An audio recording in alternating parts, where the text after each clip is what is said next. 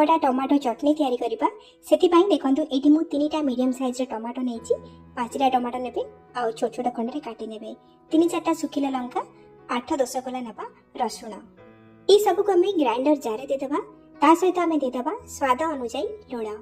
राग पई हमें सुखिला लंका नेछि कलर पई हमें आधा छोट चम्मच दबा काश्मीर रेड चिली किंतु बिल्कुल ऑप्शनल अछि चटनी हमर एकदम चटपटा तैयारी हबा सेति पई हमें 2-3 चम्मच दबा तेंतुली रस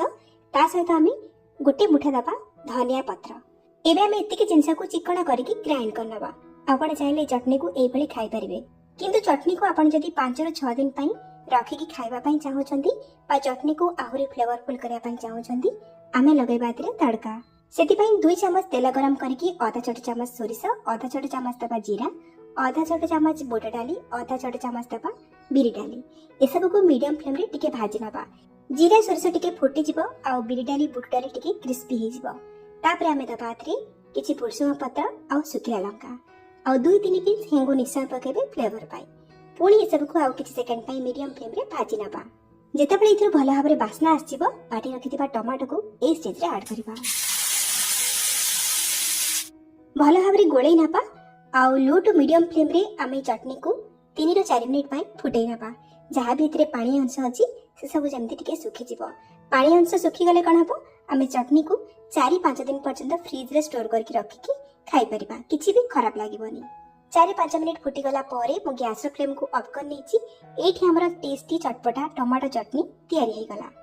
चटनी को ठंडा करके जे कोनसे एयरटाइट कंटेनर रे भरी की फ्रिज रे 5-6 दिन पर्यंत स्टोर करके रखी की खाई परिबे इडली चकुली बरा डोसा सहित चटनी को खाइबे बहुत बढ़िया लागिबो तो चटनी रेडी हे गला आकु साइड रखिबा जीवा नेक्स्ट स्टेप को माने पिठा तैयार करबा आज रे जळखिया बा पिठा को आमे अरुआ चाउल आ बुट डाली रे तैयारी करबा जो डाली रे आमे तरकारी बा चटनी करथाउ ना सेई डाली नेछि तो गोटे गिना नेछि मो अरुआ चाउल आ गोटे गिना नेछि बुट डाली जेतिकी परिमाणर चाउल रहइबो सेतिकी परिमाणर बुट डाली रहइबो ताहाले पिठा कोळ हबो खाइबा को भल लागिबो तो एठी देखंतु गोटे गिना अरुआ चाउल आ गोटे गिना बुट डाली को मु 5-6 घंटा हलानी बतुरी की रखितिली तो एठी हमर बुट डाली चाउल भल भाबरे बतुरी जाईछि जदि आपण माने सकाळ समय रे जळखिया को बनेया पई चाहुथिबे ताले राती समय रे चाउल आ बुट डाली को बतुरे नेबे सकाळ बाटी की जळखिया को बनेई परबे एबे हमें बतुरा चाउल डाली को भल भाबरे धोई नबा आ एक्सेस पानी को बाहर कर नबा गोटे ग्राइंडर जार नेकी सब बतुरा चाउल डाली को हमें जार रे दे दबा आ एथिरे हमें दबा 2टा कंचा लंका आ 1 इंच रो अदा आपण माने केते राग खाइबे सेही हिसाब रे कंचा लंका कम थिया करिवे ता सहित गोटे छोट चम्मच दे दबा गोटा जीरा आ ए स्टेज रे हमें स्वाद अनुसार दे दबा लूण ए जळखिया रे हमें दही रो व्यवहार करूनी सेति पई हमें एठी फाळे लेंबू को चिपुडी नबा टेस्ट भल आसीबो आपण चाहिले लेंबू जाकरे 3-4 चम्मच दही मध्य देई परिबे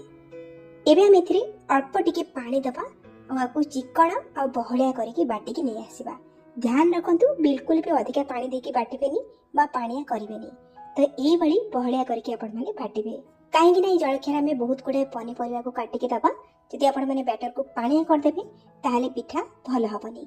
एबे मेथि किछि कटा परिबा दबा तो एठी मु गोटे छोट साइज रो नेछि कैप्सिकम ताको एकदम छोट छोट करके काटी के नेछि आ गोटे मीडियम साइज रो गाजर को कोरी के नेछि गोटे छोट प्याज को एकदम छोट छोट करके काटी के नेछि आ गोटे छोट साइज रो टमाटो को मध्य छोट छोट करके काटी के नेछि आपण चाहिले इतरे बंधा कोबी को छोट छोट करके काटी के दे परिबे आ यदि चाहिबे कंचा आलू को ग्रेट करके इतरे पकाई परिबे एबे हम इतरे किछि कटा हैतिबा भुरसुंगा पत्र दबा आ कटा हैतिबा किछि धनिया पत्र दबा एबे हम सब जिंस को भल भाबरे गोळे नबा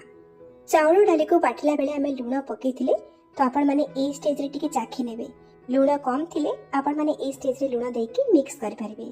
जेहेतु कटा हैतिबा पनी परिबारे पानी अंश थाए तो परिबा देकी गोळला परे देखंदो बैटर रा कंसिस्टेंसी पानिया लागुची सेति पई बैटर को प्रथम रु पानिया करिबेनी माने बैटर को बहळिया करके बाटिबे जेहेतु पिठा को हमें इंस्टेंट बनोइ जे पिठा हमरा जानेदार और स्पंजी तयारी हबो सेति पई हमें 4 भाग रो गोटे भाग बा 1/4 टीस्पून रा दबा खाइबा सोडा आपण माने खाइबा सोडा जगह रे गोटे छोटो चम्मच इनो मध्य देकी मिक्स करि परिबे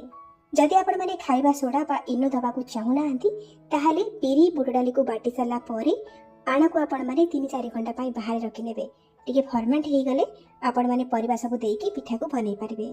तो देखंतु कंसिस्टेंसी केमती अछि जेमिति इडली बैटर हमें बनाती ना ठीक सही भलिया एबे हमें पिठा बनेबा स्टार्ट करबा एटी गोटे छोटो पैन नेछि आ पैन रे 2 छोटो चम्मच देछि तेल तेल गरम हो गला परे एथिरे आमे आधा छोट चामच सोरिष जीरा और धला राशि को दबा। फ्लेवर भला आसीबो, पिठा देखिबा को भल लागिबो, टेस्ट भी भला आसीबो। मीडियम फ्लेम रे ए सब को टिके फुटिबा पई छाड़िबा। टिके फुटी गला परे बास्ना एथरो आसी गला परे आमे जे बैटर को बनैथिले सेथिरो 2 बड़ा चामच एथिरे दबा और टिके स्प्रेड करनाबा। ए पिठा को बेसी मोटा बा बेसी पतला करिवेनी, मीडियम थिकनेस रे रखिबे। एबे आमे लो टू मीडियम फ्लेम रे आको कवर करिकि 1.5 ରୁ 2 मिनिट पई गोटे साइड रो सिझिया पई छाड़िबा।